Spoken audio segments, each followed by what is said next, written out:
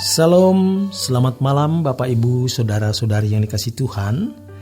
Senang kembali dapat menemani Bapak Ibu Saudara-saudari di malam hari ini dalam Renungan Malam Pendeta Dr. Erastus Sabdono. Bersama saya Zed Ferry di sini. Malam hari ini bertemakan menyempurnakan kejahatan. Dunia kita hari ini adalah dunia yang menyempurnakan kejahatan melalui berbagai sarana dan media. Tetapi keadaan seperti ini juga merupakan keadaan di mana orang percaya dikondisi untuk disempurnakan kesuciannya. Tetapi ini sedikit sekali. Hampir tidak ada orang yang mengalaminya. Tentu kesuciannya adalah kesucian standar Allah, bukan pura-pura suci atau kelihatan suci, melainkan benar-benar suci. Siapa yang bisa melihat itu? Kita tidak bisa meneropong orang lain dan tidak perlu juga meneropong orang lain. Tetapi suatu hari nanti di pengadilan Tuhan semua akan terbuka. Untuk menjadi bagian dari orang yang disempurnakan kesuciannya, kita harus benar-benar berjuang di jalan Tuhan.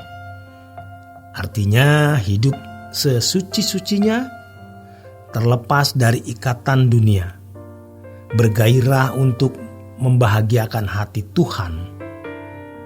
Dengan demikian, Tuhan akan memberi kepekaan kepada kita untuk bisa mengetahui apa yang membahagiakan hatinya.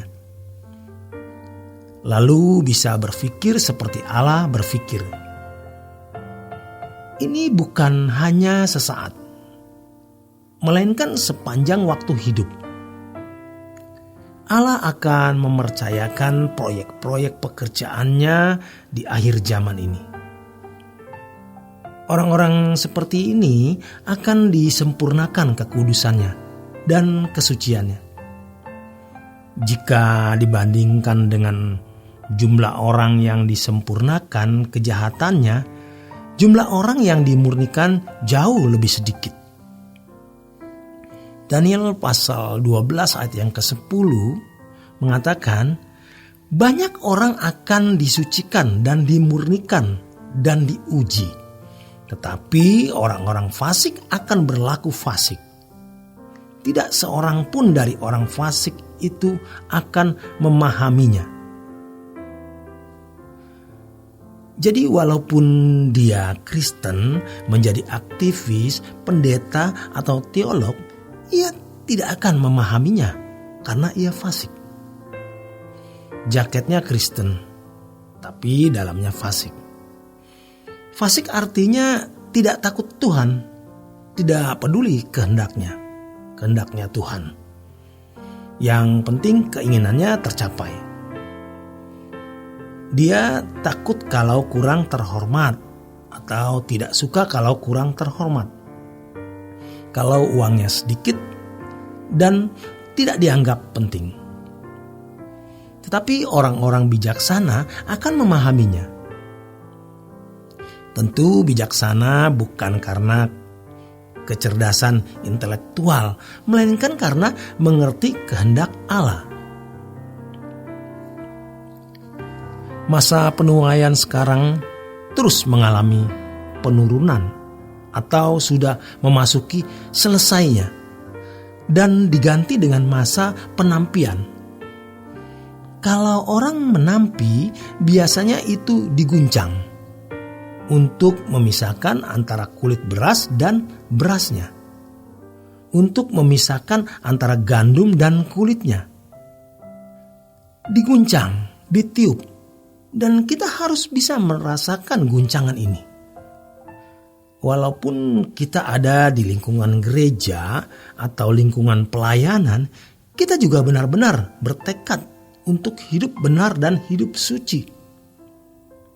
Tetapi kita bisa merasakan guncangan itu. Dunia ini sedang diguncang. Lagi pula orang-orang yang mau menjadi istimewa di mata Allah, iblis pun tahu. Iblis tahu bahwa orang ini mau menjadi istimewa. Dan ini tentu saja membahayakan bagi kerajaan kegelapan, kerajaan iblis. Mereka atau orang-orang ini pun ditarget. Makanya Petrus memberikan nasihat. Jangan kamu heran, seakan-akan ada sesuatu yang luar biasa yang terjadi atas kamu. Karena imanmu diuji. Iblis itu mendapat semacam hak untuk pengujian ini. Dan ini sudah menjadi semacam mekanisme. Mekanisme di dalam realita hidup. Seperti yang dialami Ayub. Yang menunjukkan kepada kita bahwa iblis bisa memiliki hak untuk melakukan pengujian. Pengujian tersebut sebenarnya bertujuan untuk menjatuhkan atau merusak. Tetapi Allah menjadikan itu sebagai pemurnian. Makanya Tuhan Yesus mengatakan, Simon, Simon, lihat iblis telah menuntut untuk menampik kamu. Yudas dibujuk iblis dan dia bisa diseret melakukan kesalahan. Di dalam firman Tuhan mengatakan, maka berbisiklah iblis kepada Yudas. Iblis masuk dalam diri Yudas. Orang-orang yang sungguh-sungguh akan dituntut untuk dicobai dan Tuhan mengizinkannya.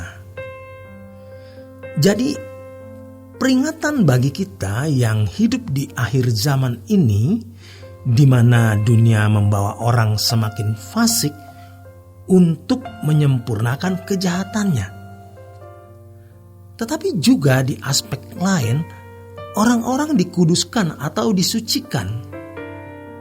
Kita tidak boleh menunda, sebab penundaan itu berbahaya. Dan ingat, penampian itu akan dialami seseorang kapan saja. Ia harus selalu berjaga-jaga dan bersiap-siap. Kalau tidak, pasti akan jatuh. Dan iblis tahu bagaimana menjatuhkan kita. Makanya kalau kita tidak berlindung kepada Tuhan, kita pasti jatuh. Manusia tidak bisa buat apa-apa atas kita. Tetapi di balik manusia itu ada kuasa kegelapan. Jadi bukan kita harus takut kepada manusia, melainkan harus waspada terhadap kuasa kegelapan di balik manusia yang mau menjatuhkan kita. Oleh sebab itu, kita harus meminta perlindungan Tuhan. Jadi dari menit pertama kita bangun, kita harus punya kewaspadaan. Kita harus mulai berjaga-jaga. Kita tidak boleh membuka hari hidup kita untuk siapapun dan apapun. Jangan tunda pertobatan itu. Harus dilakukan sejak jauh-jauh hari. Dari menit pertama, jam pertama. Baru kita bisa menghayati yang dimaksud oleh Paulus. Aku sudah mati, hidupku tersembunyi bersama dengan Kristus di dalam Allah. Memang hampir tidak ada orang yang bisa menjalani hidup seperti ini. Tapi kita bisa melakukannya. Karena Alkitab berkata demikian. Jangan kita tunda. Karena kita tidak tahu kapan akan meninggal. Terutama yang merasa diri kuat, merasa kaya, terhormat. Semua akan kita lewati. Oleh sebab itu, jangan main-main dengan kematian kita. Demikian kebenaran firman Tuhan malam hari ini. Selamat berjuang, selamat beristirahat. Tuhan memberkati.